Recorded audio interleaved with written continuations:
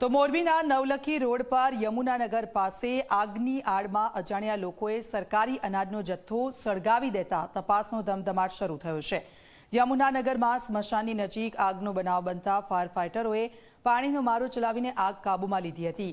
આ આગ કાબૂમાં આવતા જાણવા મળ્યું કે કોઈએ આગની આડમાં સરકારી અનાજ સળગાવી દીધું છે અને મોટી સંખ્યામાં મળેલી ગુણીઓની તપાસ કરતા તેમાં ઘઉં, ચોખા અને દાળનો સમાવેશ થાય છે। ઘટનાની જાણ થતાં જિલ્લા પુરવઠા વિભાગના અધિકારીઓ પણ પહોંચ્યા હતા અને અનાજના સેમ્પલ લઈને તપાસ માટે મોકલી દીધા છે।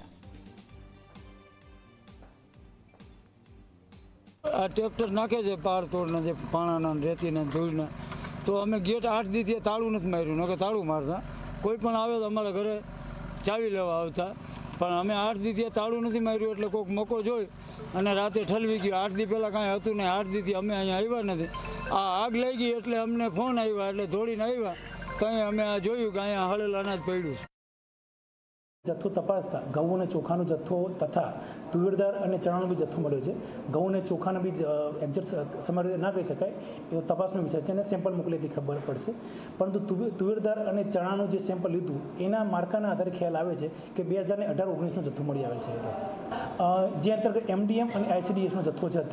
અત્યારે પૂરતો એક ક્યાંનો જથ્થો છે, કઈ દુકાનો છે, શું છે એ હજુ તપાસનો વિષય છે, એના આધારે ખ્યાલ આવશે।